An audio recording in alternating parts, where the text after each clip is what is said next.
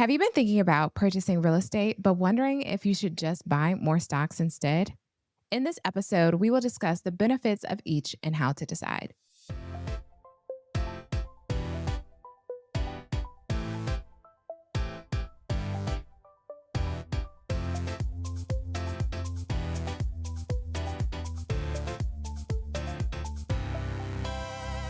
Hello, and welcome to the Wealth Minded MD podcast with your money best friends. I'm Dr. Brittany Halford. And I'm Dr. Leisha Taylor. And of course, we're here to help you build wealth and make good money decisions so you can create the life you desire with more control over your time.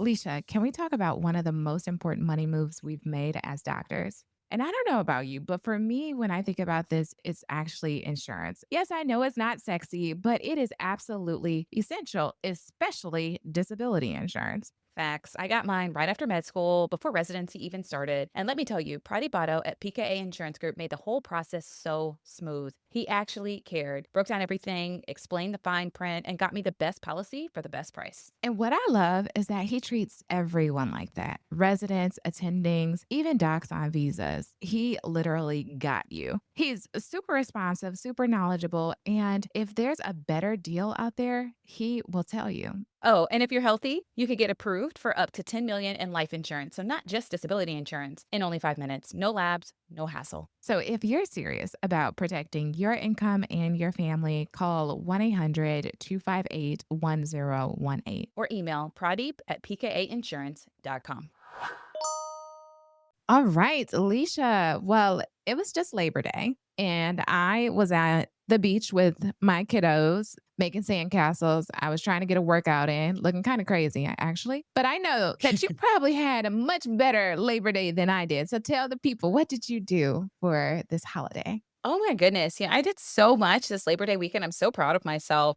I had a feeling that I was going to eat very unhealthy. And so I decided that I was going to get a good workout in and got a great workout in, lifted some weights, did this high pace incline walk, and then did like some mile repeats at like 7 minutes per mile. And I was just feeling good. I ended up getting like 15,000 steps that day. So this has started off my Friday great. I was like, all right, my VO2 max is increasing. I'm getting faster. And so I felt really good. And I was like, all right, this gives me permission, honey, to eat how I want and do what I want. And might I say, the devil really did try to do his big one, because then I walked out to my car and I saw I had a flat tire. And I said, oh no, not this weekend. My friends know that I'm always getting flat tires. I don't know what it is. I get 2 or 3 a year, which is very common. But it's okay, because I had a little pump in my car. I just put my little tire right on up. And I said, I'm going to get my friend, drop me off at Pep Boys. I'm going to get a new tire and I'm going to go in about my weekend. And it ended up being great. I ended up having dinner with some friends. I ended up booking or getting last minute tickets to like this concert where there was like Summer Walker and Bryson Tiller and Chris Brown. And so had an amazing time at the concert, didn't spend as much money.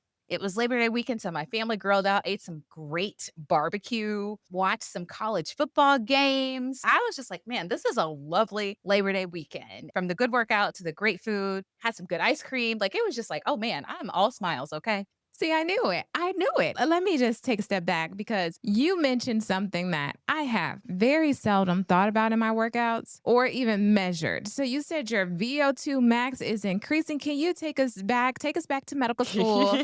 What is this metric? Why is this important? Yeah, great question. So, without getting too technical, I'll just say in layman's terms, it's your ability to withstand high amounts of anaerobic exercise. So, the kind of exercise that gets you out of breath. And so, when your VO2 max has increased, it means you can more efficiently relate oxygen to your muscles and your tissues, which basically means you don't get tired as quick.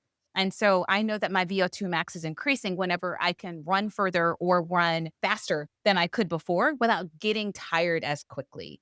And so, I can measure that by how fast my heart rate is going up. Usually, people who are maybe not in as good shape, their heart rate increases pretty quickly, right? They do any sort of exertion, their heart rate starts to increase, and then they feel tired very quickly. Versus people who are in more of good shape, their heart rate naturally is a little bit lower. And then it takes a lot more exercise, a lot more exertion to increase their heart rate. They're able to exert themselves more before they feel tired. And so for me, I'm like, all right, a couple of years ago, I was really out of shape. I wasn't really going to the gym as often. I would maybe run a mile and be completely out of breath, be winded. And And now I was just so proud of myself that I can do an incline workout to really burn a lot more fat and then do a running workout and still have the energy and to be able to run, in my opinion, at a pretty decent pace. Now, I manage professional runners. So those runners are running like 4 and 5 minute miles, and I am not at that point.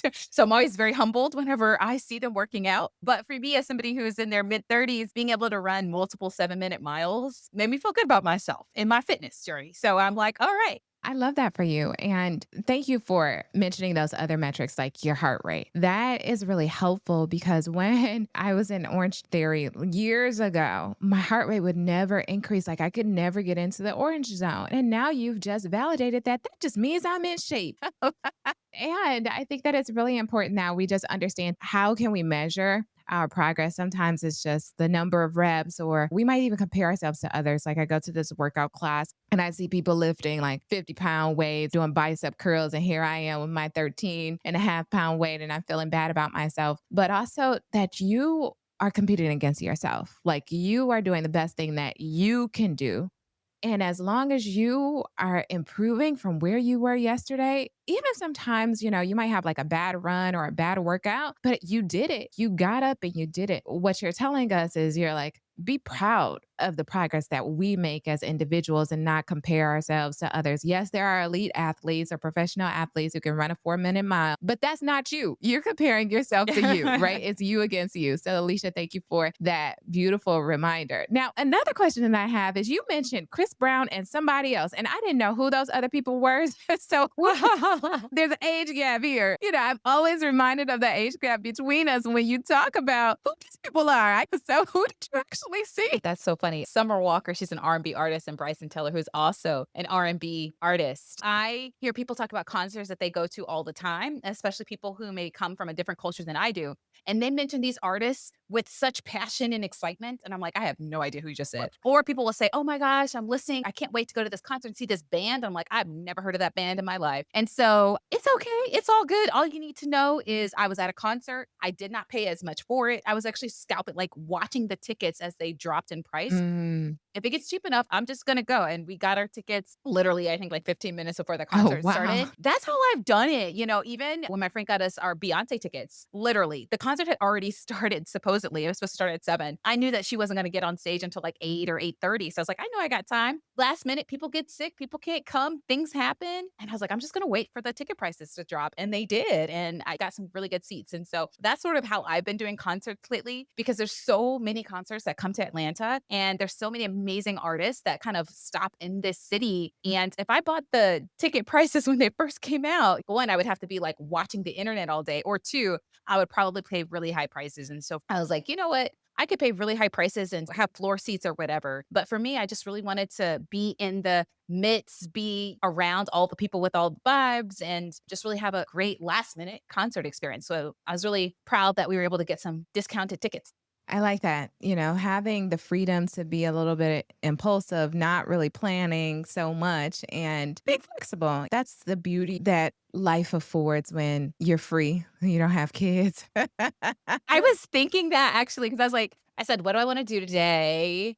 I read a book, got my tire fixed, and I was watching college football. And I thought, do I want to go to the bar? Do I want to chill here? Do I want to grab a beer? It's like, no, trying to drink less. I'm going to do something else. I'm going to hang out with my friends. And it was all just sort of last minute, spare of the moment. That's normally not how I live my life, but that's how I operated this weekend. And I thought, wow, this is really nice. Mhm. And I think that sometimes we can get so caught up in the life that we desire that we forget to appreciate the life that we have. Mhm. Even for me, as somebody who does want kids at some point, but is really enjoying this child's free time in my life, I'm like, oh, yes. I was looking back at my Instagram and I realized I think I've traveled every single month and gone to some really cool, amazing places.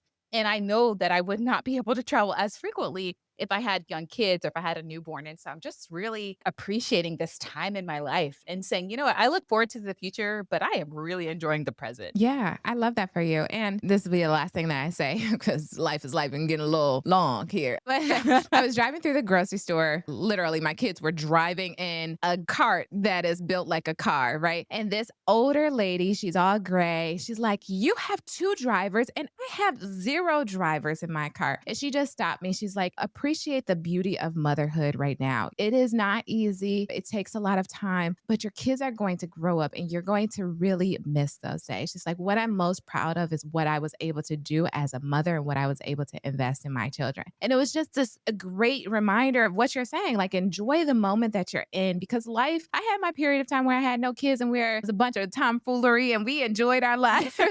Now I'm in this phase where my kids are young and they call my name mommy like every 5 minutes. We created a board for KJ because he started pre-K. He started pre-K long ago, but now school is in. And it says, "What do you love?" And he said mommy 3 times for all loved. He only loves me. And like, that's not going to be his response years into the future. So let me relish this moment when my kids really love the time that they're spending with me and I am their world. Did your husband feel slighted? She was like, "Man, I couldn't get one love? Like, I just mommy, mommy, mommy? Like, really? Really?" Yeah. No, daddy. I wrote daddy on the first line, but he really just said mommy. And he loves B too. He calls her B. He's the only person who can call her B because he corrected my mother in law when she tried to call her B. He's like, no, that's what I call her. You call her Brooke. So he said Brooke as well. But yeah, top three was mommy. Well, shout out to the dads out there.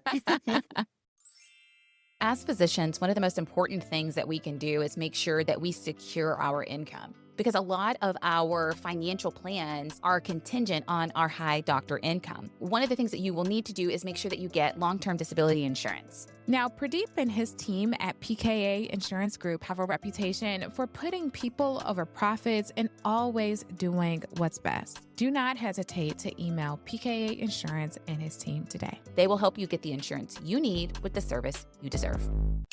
Are you ready to negotiate like a boss? Let's be real. Most employees don't negotiate, but their employers expect them to. That means you're literally leaving money, benefits, and flexibility on the table. But not anymore. Just as our client, after going through the Negotiate Like a Boss Accelerator, she landed a big salary increase, the schedule she actually wanted, and more time to spend with her family and pursue her passion. You'll get proven scripts and tools to negotiate with clarity and confidence, live hot seat coaching to practice and perfect your pitch, and real time feedback so you're not guessing, you're growing. Because, like I always say, I work better when I'm paid well. Don't wait. Procrastination is a pricey mistake. Enroll in Negotiate Like a Boss Accelerator today. Click the link in the show notes. This opportunity will not be around forever.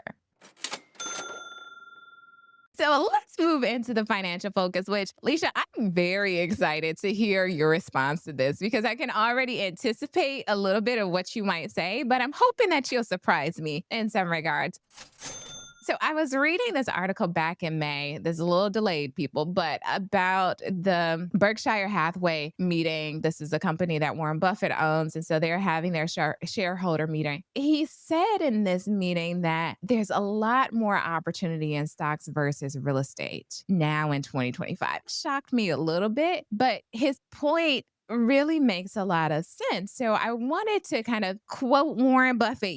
This is the master, the guru of investing. And for us to have this discussion about should you invest in real estate or should you invest in the stock market? So, Leisha, before we dive into some of the data, before I tell you what Warren Buffett, all the reasons that he had to say, where do you stand on that? Are you like, yeah, let's go real estate, or are you, let's go stocks? It's very interesting you ask. I right now am in the let's go stocks camp. And by stocks, I mean index funds, right? You buy one index fund, you buy all the stocks. I'm in the let's go index funds for a couple of reasons. One, I can invest in index funds through my job and get a match or extra free money from my job to do so. So I'm all about free money. Okay. I want to make sure that I'm maximizing the free money I'm getting through my job by contributing the maximum that I can into my job's 401k or 403b. That's one reason. The other reason is that right now, despite me talking about how I am child free and I get to do what I want, I have a lot of things on my to do list. And so I'm very busy. So I'm in the camp of like low lift, low energy, set it and forget it, passive strategies, things that are not going to take more of my time. I am trying to invest my time in a few specific things that I am working towards and still believing for over the rest of this year, next year. And so that means I am trying to take an active approach and limiting how much time I spend in other things. And it is my thought that real estate just requires so much time. It takes time to vet a good deal. It takes time to manage a good deal. Once you do those things, you really have to crunch the numbers and see if you can exit a good deal and still make a good amount of profit and do so in a way that minimizes your taxes. And that just sort of takes, in my opinion, a little bit more time and a little bit more effort than I currently have. And so right now, I'm in the ghost stocks camp, but I have always been really interested in real estate. I think there are some really great tax opportunities when it comes to real estate, but just in this current economic climate, interest rates are really high. So it's hard to borrow money. And when you are paying more to borrow money to purchase real estate deals, usually that means you have less cash flow month to month as you're managing the deal. So there's a bigger chance that you might lose money or have to pay money each month to maintain that real estate deal. And then it's hard to exit, as I mentioned, when people are investing in these large syndications. So syndication is like when a lot of investors pull their money together to purchase one large property or pull their money together to purchase money in a fund that purchases many different properties. The way that you tend to make the bulk of your money is when you either refinance that deal or when you sell that real estate property at some point. And it's been a little bit harder for people to sell properties because of the high interest rates. There are fewer buyers in my experience. And given the interest rates and the amount of loans, you're paying more for that. And so I just think that the margins are a little bit smaller than they used to be right now for real estate. That's the reason why I'm kind of in the stocks camp right now. I don't know. Ask me again in a couple of years. I might switch on you. I love that. And I knew that you're going to have that perspective. So no surprises yet, girl. I'm still waiting. That is exactly what Warren Buffett echoes. So maybe Dr. Alicia Taylor is the new Warren Buffett. But let me quote I don't know him. about And that, this, girl. this is taken from a CNBC article. Okay. I quote, it says, when you walk down to New York Stock Exchange, you can do billions worth of business, totally anonymous, and you could do it in 5 minutes. The trades are complete when they're complete, Buffett said. He said, in real estate, when you make a deal with a distressed lender, when you sign the deal, that's just the beginning. People start negotiating more things, and it's a whole different game with a different type of person who enjoys the game. So he's basically saying that you can trade a lot of money anonymously. People don't know who you are. You could do it easy. You could do it in 5 minutes and it's done. But as you mentioned with real estate, once you find a lender and you start to sign for that deal, then that's just the beginning. And so real estate, at least in his mind, as he's kind of quoting it now, is more like for those who want to do it as a hobby than those who want to do it for business. And he even mentions in this article how his partner, Charlie Munger, would have said, like, let's do real estate, but he thinks that it's just because he loves the hobby part of real estate. And if you were to really ask him, then he would say the better bet is the stock market. So I'm curious to get your thoughts on this. Do you agree with Warren Buffett and that stocks are probably the way to go nowadays? Or do you not? Because I know that you have a couple of real estate properties. I think you were interested in purchasing more. And so it seems like you're more in the real estate camp, but correct me if I'm wrong. So you're right. I had a goal of purchasing 2 real estate properties this year, and we are not purchasing real estate properties. We're actually acquiring a business instead. So more to come on that, people.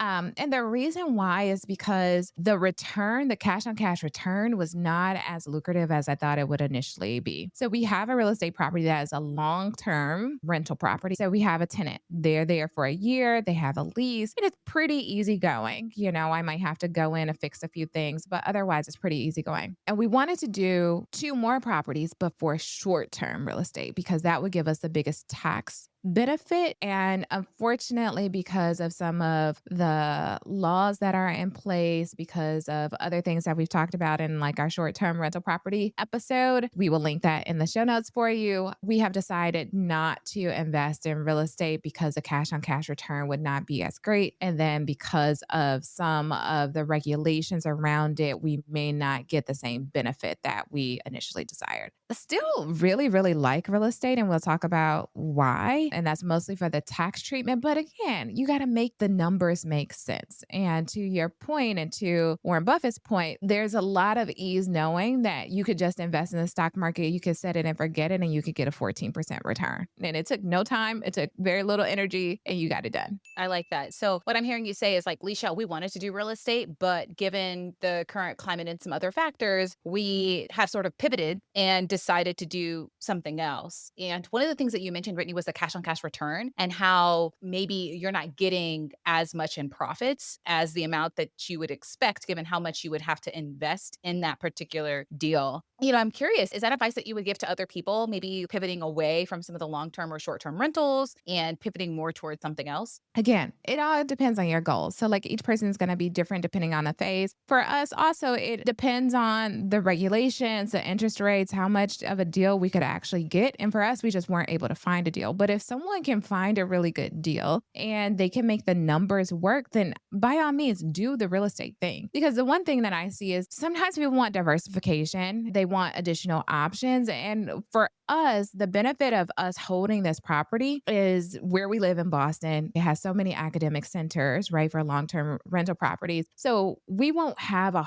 hard time finding a tenant. And if we hold it for long enough, the mortgage is going to be gone and then it's all going to be cash flow, not including the appreciation, the market appreciation. If we wanted to downsize, this property is really good for us as well because it doesn't have stairs, there's an elevator, all of these things. So this could be a longer term transition where we might rent it out for a few years, make sure we maintain the property really nice, and then transition back into the property or use the property for Brooke and KJ if they wanted to go to school here. So like that's kind of where we're thinking as far as a vision for us and holding this property. But again, you got to make it make sense. And for us, it helps to offset some of our other passive sources of income so that we're not paying any ordinary income taxes, passive ordinary income taxes on some of our other investments. So I've been able to make it make sense, but that's not going to be the case for everybody. So all of that to say that it is a very individual decision and it is a decision that I recalculate like every single year. What is the value of holding this property? All right. So tell us, as we are delving into this topic, and people listening are probably interested in both, or I assume a good percentage of them are. What do you think are some of the benefits of real estate? I know you just mentioned like the flexibility that you have in terms of the way that I think about real estate, especially long term rentals. It's almost like a forced savings. Right. You know that you can get a tenant in there, potentially have your mortgage paid each month. And then over time, right, you might have paid off that property. And then now you've got this huge asset that may be worth multiple six figures that you can then use to pay for your kids' college education or use to increase your own wealth or use as actual housing for your kids or other people as they go to college or whatever. But what do you think are some of the other good benefits of real estate? Yeah. So another great benefit of real estate is a tangible asset, right? And so this is something that I can have, I can hold, I can use it for other purposes. It retains that value where stocks, there's going to be some value, some volatility and fluctuations in the market, the real estate market. We've seen that there could be real estate market crashes just as there could be like stock market crashes and we can lose value in some of the stocks that we hold, but at least I always have that asset. It's retained there. So that's what I like is that it's tangible, affords some use. Also, there are leverage opportunities. So when we purchase a property, we got the value of the property, but we didn't pay for it all. We borrowed. So we're able to leverage some of the debt by borrowing that money from the bank. And then it helps to generate cash flow. So one of the things that we're thinking about when we talk about real estate is like cash on cash return, but this is also cash flow for us from rental income. Now, I want to tell you, I'm going to be completely transparent that our rental property is not cash flowing as it stands because we have an HOA. And so we have to pay that HOA out of pocket. But if you find a really good deal and you use that as a rental property, you not only have someone who's paying for the tangible assets, so they're paying the mortgage, but they're also generating additional income for you that you can use today to invest in the stock market, that you can use today to go on a nice vacation, etc. So that cash flow property of real estate is really, really valuable. And then there are tax advantages. So you can deduct mortgage interest up to $750,000 if it was generating a significant amount of income, right? I could do a cost segregation study and kind of use some of those deductions to reduce the taxes that I would have to pay on that income. If I wanted to buy another home or buy another property, I could do a 1031 exchange and like sell this asset and then roll that money into another one without paying taxes on that. that. Again, we talked about the short term rental rules and loopholes. And if I wanted to take a home equity loan or a line of credit or something like that, then I could do that as well to help to build up other assets. So I really like some of the flexibilities that real estate affords and also the tax benefits that it offers. This all sounds great in terms of being able to leverage it, right? You don't have to pay for the whole asset at once. So that's a really big perk. Obviously, you have to get the mortgage and be able to borrow the money, right? So be in decent financial standing. I think that's great. And I obviously love the tax benefits and the fact that you're purchasing something. I know a lot of people actually who have mentioned to me, oh, my parents had a rental property and they really liked it. It really gave them a little bit more flexibility. I will say for some people, they're deciding, should I turn my starter home into an investment property? And I think a few years I wrote a blog on this about how to do the calculations to really determine if that is something that you should consider. And one of the issues is that when most people buy their starter home, they're buying it as it's their home. They're not running the numbers as an investment property. And they might find, similar to your position, that when they try to turn it into an investment property, maybe it doesn't cash flow. And then they are paying fees each month. And Lord forbid something break, then they're paying maintenance each month. And so they might actually be losing money on that asset each month. Thankfully, you and your husband are in a great position where you're able to make that work. But I'm curious if you had any thoughts about other people who might be in that position. Maybe they've got a home that they purchased with like a 3% interest rate and they have outgrown that home.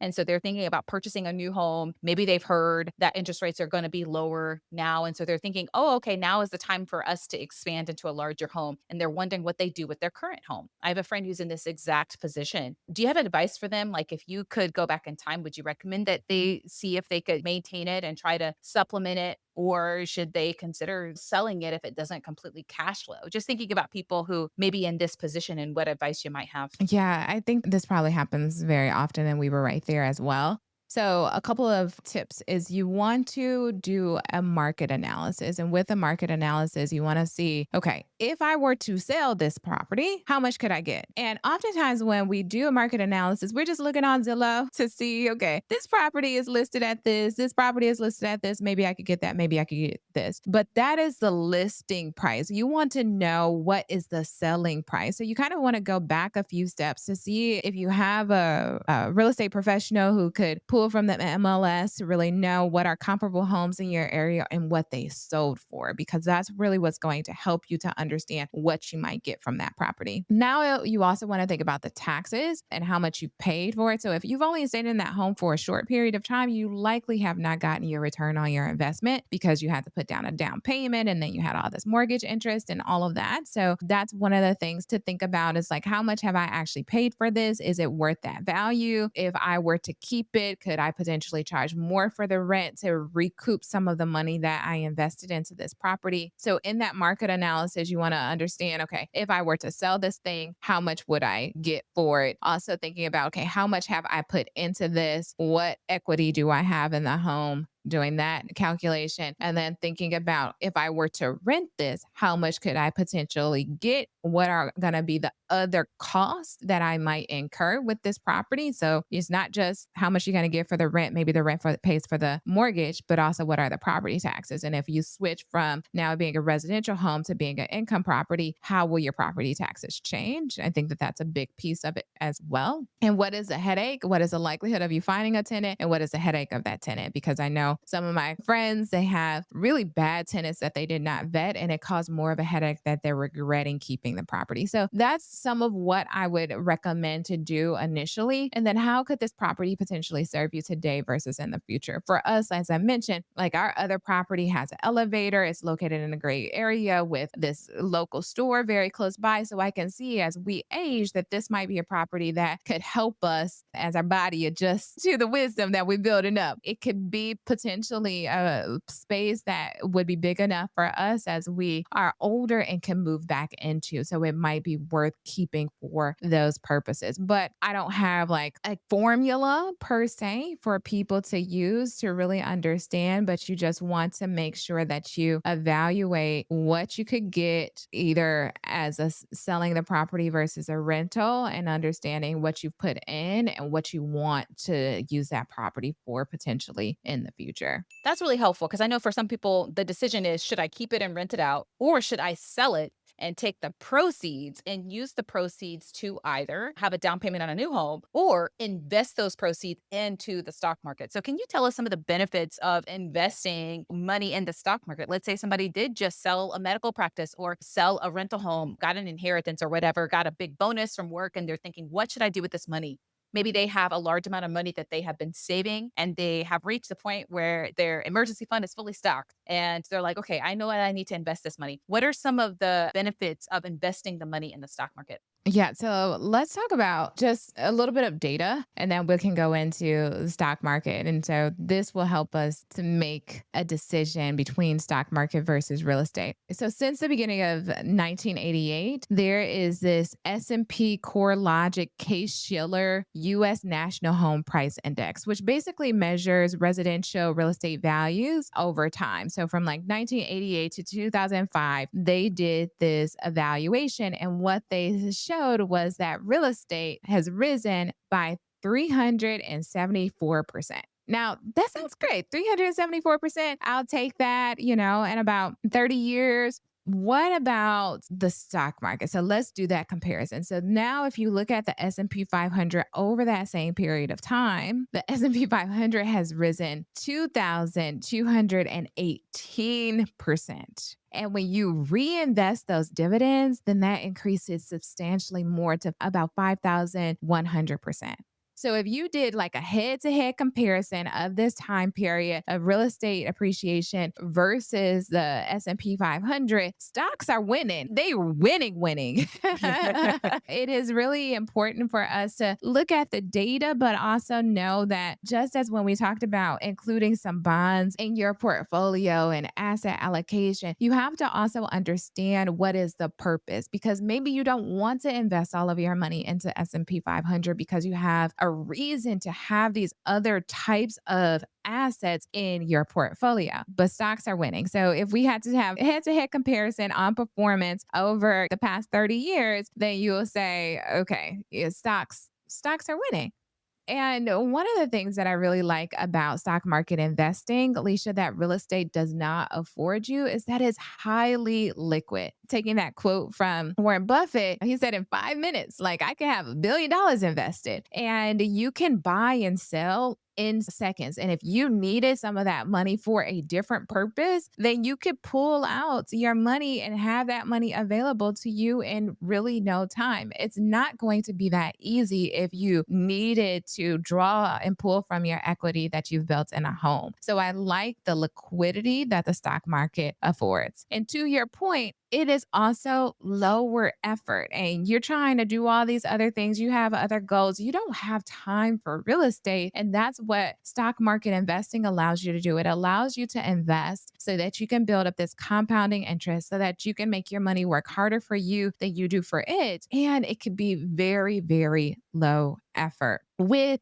proven, as the data shows, long term growth. So if you keep your money there, you have it invested for the long term, your money is earning money, not just a little bit, like substantially more over time. So it has the data behind it, the history, the numbers behind it to really back this behavior. And it makes diversification extremely easy. So you can invest in the S&P 500, you can invest in bonds, you can invest in real estate investment trust if you want to add a little bit of real estate in there. You can mix and match. You can buy some apple something if you wanted to or some other type of fruit that might be on the market.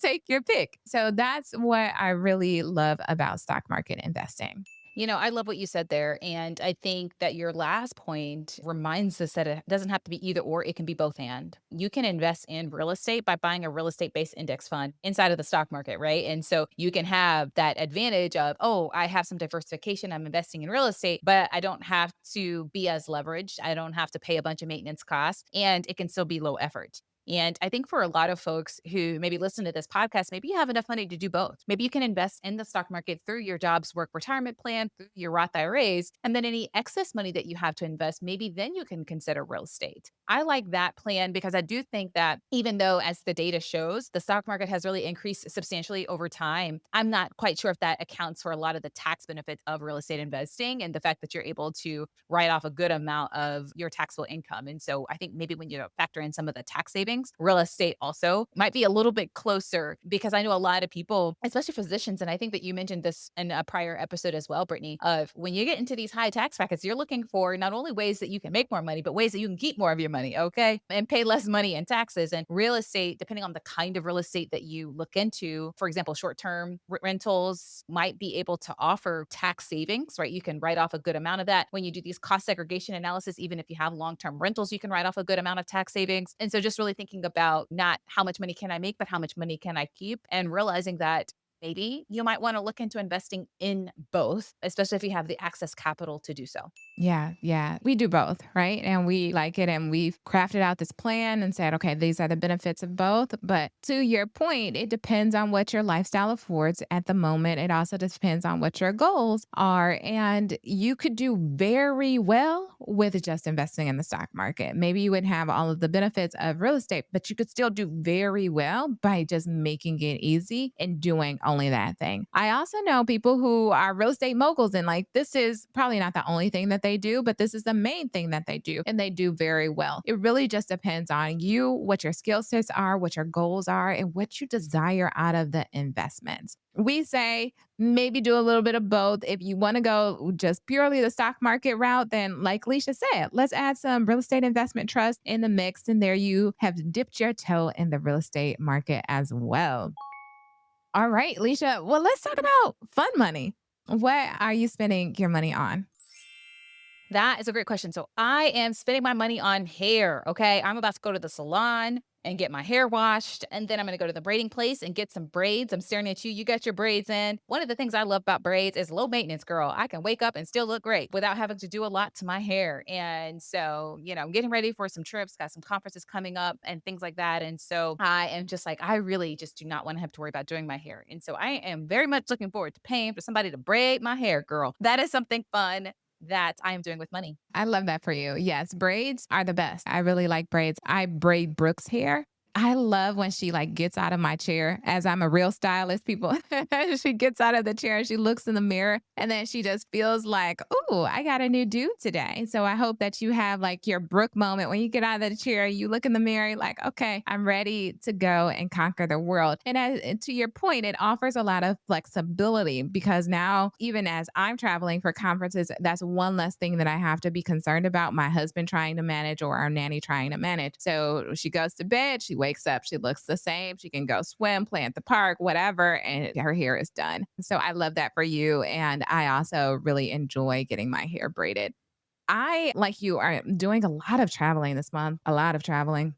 I'm frugal Franny. So once I have something that works, is functional, I just keep using it until it breaks. But I recently went to TJ Maxx to buy some things for Brooke. I saw that there was this travel kit. It was 4 bottles and they were cute, pink and green. I'm an AKA. So shout out to any sorors who are listening here or Divine Nine. And I was like, okay, this would be nice because now I can put my lotion there. I can put my face wash, all the things that I typically forget when I travel. Now it's going to be cute. It'll be clean. And I'm going to use this and put a couple of makeup pieces into the bag. So I am excited to use it and just to be able to take the bag and put it in my suitcase and go and then kind of refill it as I need. Ooh, I like that. So you bought some more travel essentials or containers for some of your travel essentials. That sounds great. You have to let me know how they hold up and whether or not you recommend them. Maybe I'll have to Amazon myself some of those things as well. So let us know how your travel goes and how all your little travel packaging things hold up. Yes, I will let you know. All right, people. So we want to hear from you. Let us know if you are in camp stocks or camp real estate. We would love to just know kind of where people are landing on this. So reach out to us on Instagram or leave a comment on the podcast. Also, leave us a review. We want to know, what do you love about the podcast so that we can do more of that. And until next time, we will see you in the next episode. One of the most important things you can do is ensure you have long term disability insurance. Long term disability insurance secures your income if the unexpected happens and you are unable to work due to medical illness, chronic conditions, or an accident. Unfortunately, all insurance agents aren't created equal.